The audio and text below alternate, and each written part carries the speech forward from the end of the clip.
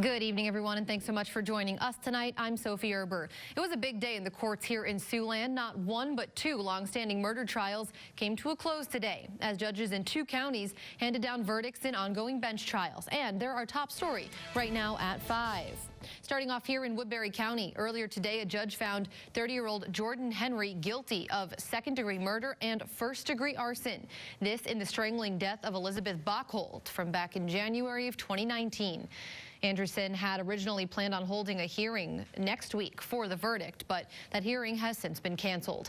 A sentencing date has not yet been set. Meanwhile, down in Monona County, Judge Zachary Hindman also handing down a guilty verdict, this time for 22-year-old Elliot Stowe, now convicted of killing his grandmother at their rural Castana residence back in 2018. Stowe pled not guilty to first-degree murder, and his attorneys chose to use an insanity defense. In his verdict today, however, the judge said Stowe did not meet the criteria to be deemed insane at the time of this murder. But the court finds that the defendant has failed to prove by a preponderance of the evidence that because of the deranged or diseased condition of his mind, he was at the time he killed Cheryl Stowe incapable of knowing the nature and quality of his act.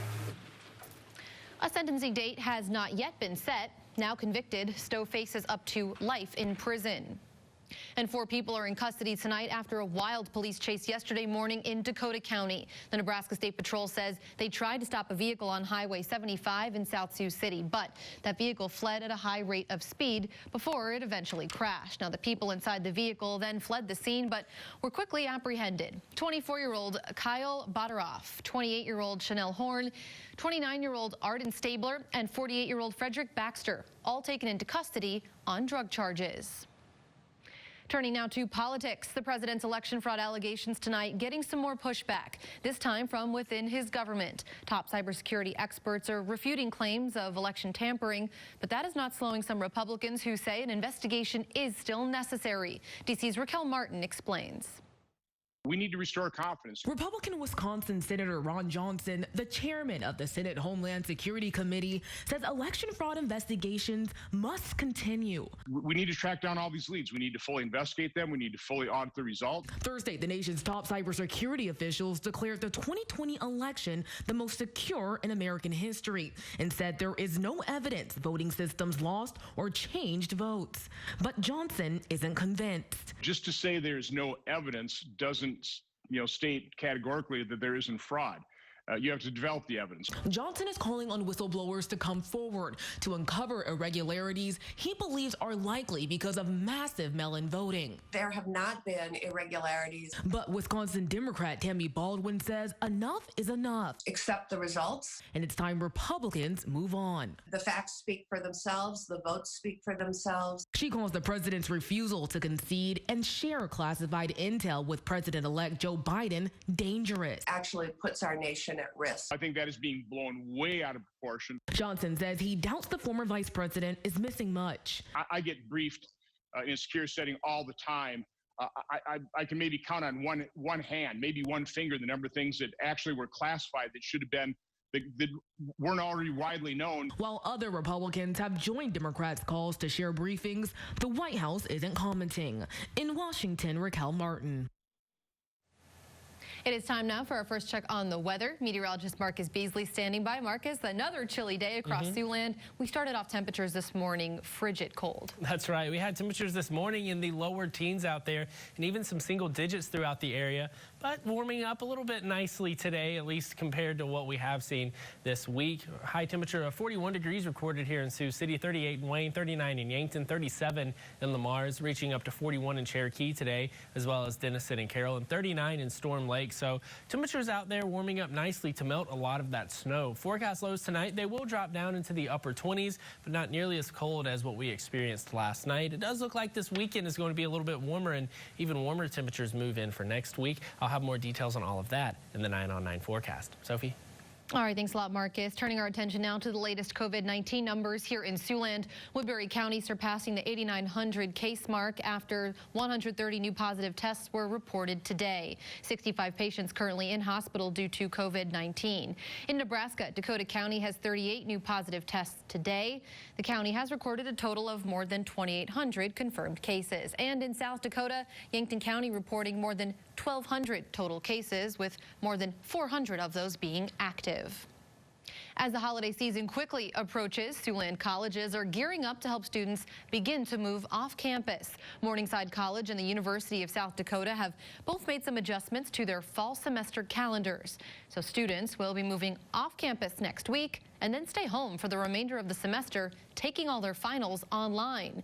The goal of this transition is to help prevent the spread of COVID-19 on campus and within the community.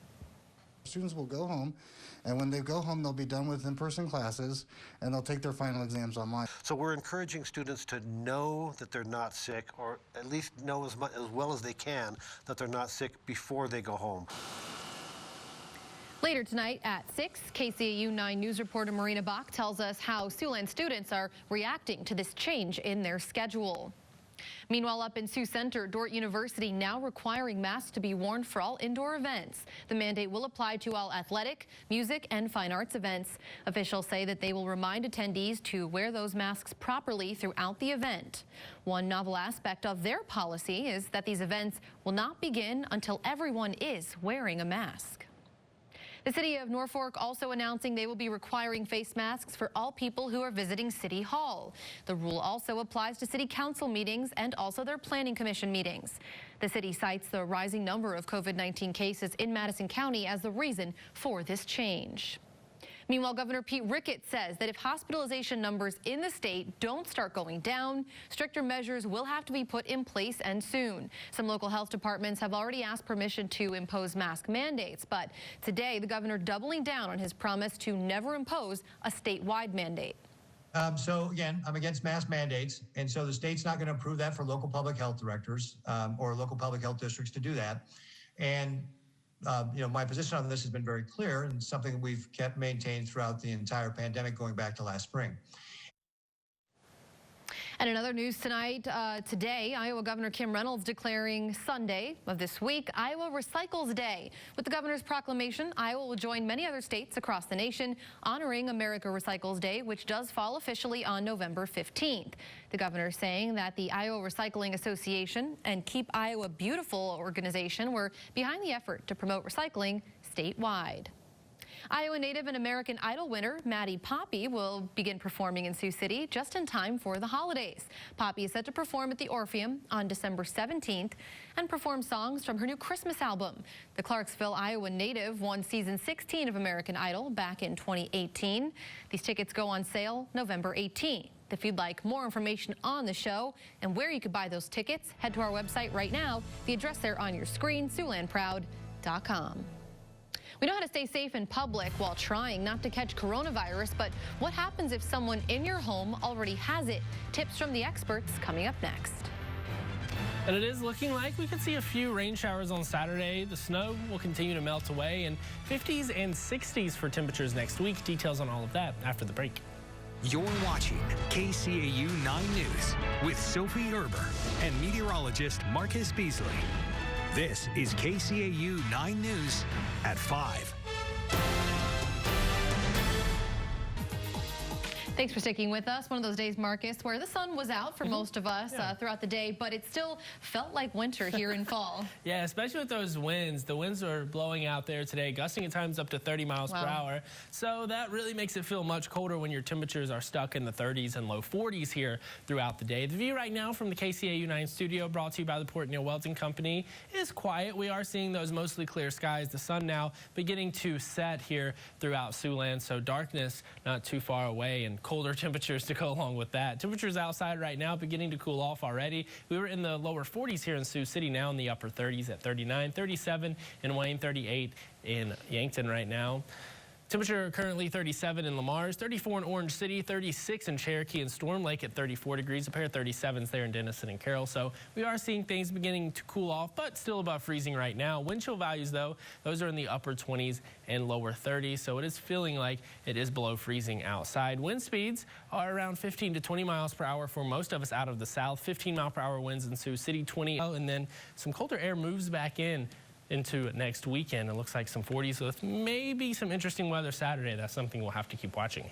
So crazy how we keep bouncing back and forth from our weather not being able to decide if it's fall or if it's winter. Hey, I'll take it. I like it when we get some warmer periods between the cold. It makes me feel nice. I'm with you there. Thanks, Marcus. Well, the cooling weather does mean a holiday tradition is here once again. Today officially starts the Salvation Army season of giving with the Ring for Bling event in partnership with Riddle's Jewelry. The Salvation Army of Siouxland accepting volunteers to help raise money this holiday season for those specifically affected by COVID-19. If you'd like, you could find the full story. It's on our website right now. That's SiouxlandProud.com, or click on this story in the KCAU 9 News app.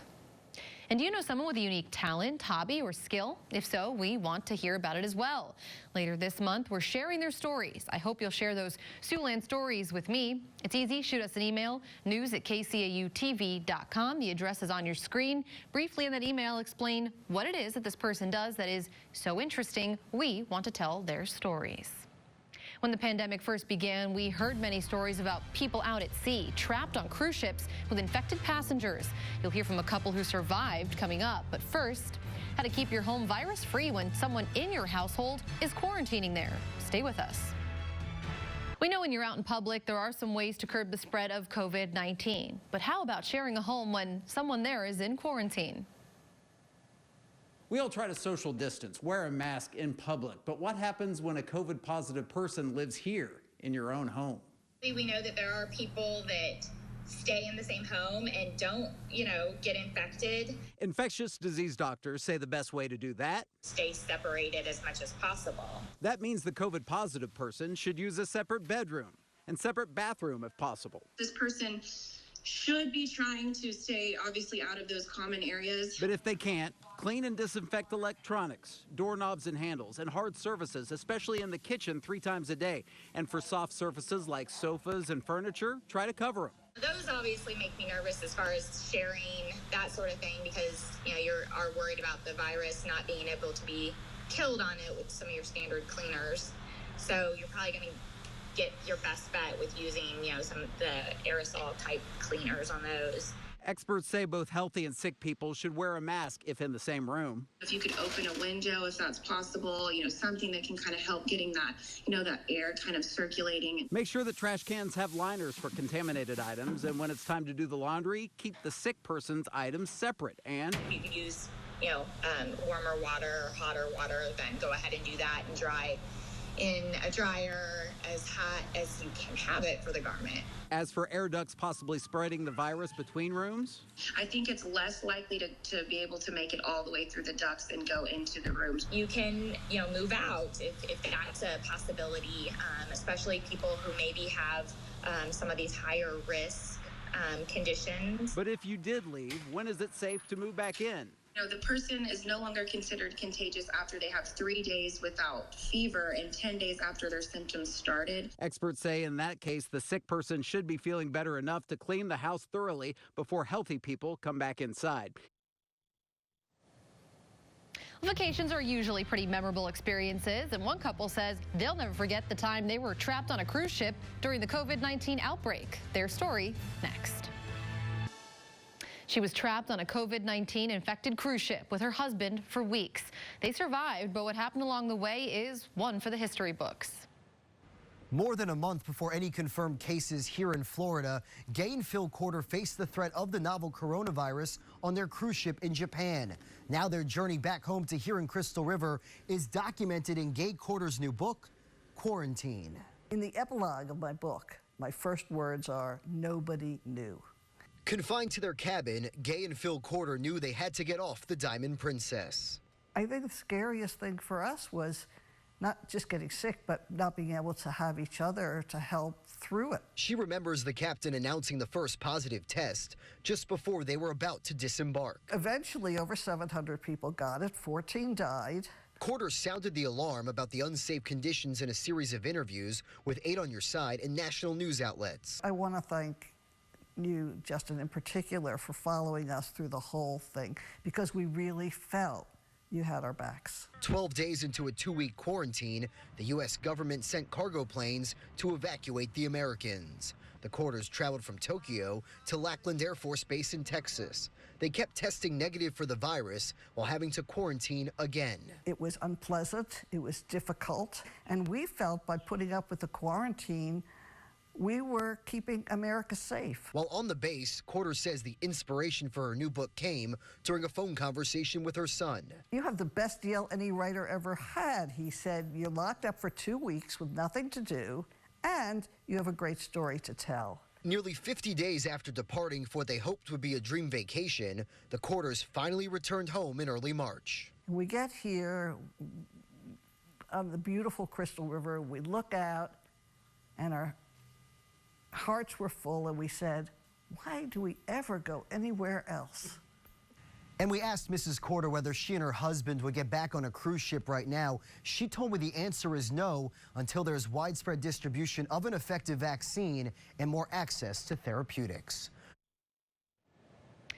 Taking a look outside right now from Cherokee, Marcus returns right after the break with one more check on our forecast. Stay with us. As we wrap up here at 5, we are looking ahead to what we're working on here for 6 o'clock. Tim's in the newsroom. Hi, Tim. Hey, good afternoon, Sophie, and we're wrapping up the week with another look, of course, at the latest COVID numbers from here in Woodbury County as well as around Siouxland. We'll update those statistics tonight at 6. Elsewhere, you know, the holiday season is nearing and college students are beginning to pack up for the winter break, but for some there is no break. It's just simply the end of the semester. What that means for students and what precautions colleges are taking coming up tonight at 6. And masks and face coverings pretty much now part of everyday life, but what should folks do if wearing a mask makes them feel anxious? At 6, some simple steps that folks can take to make the experience less stressful, but still protect the community, something that a lot of folks probably could take a lesson in, including myself. Take a little bit of the stress out of wearing a mask these days. All that stuff and more, of course, coming up tonight at 6, Sophie. All right, we'll see you then, Tim. And one more check on our forecast. Overnight temperatures last night, frigid. Any chance they're a little bit warmer overnight? A little bit. We'll still be below freezing tonight, but upper 20s instead of teens and single digits. So it is going to be a little bit warmer tonight. We are going to have those winds at around 10 miles per hour out of the south, so still a little bit breezy tonight. Tomorrow, we are going to have some clouds in the morning, maybe a few stray showers in the afternoon. 49 degrees for your high temperature tomorrow, so it is going to be a good bit warmer. It will be a bit breezy tomorrow, though. It does look like next week 50s and 60s will be possible. All right, thanks a lot, Marcus. Thank you for joining us. I'll see you back here at 6. Until then, good night.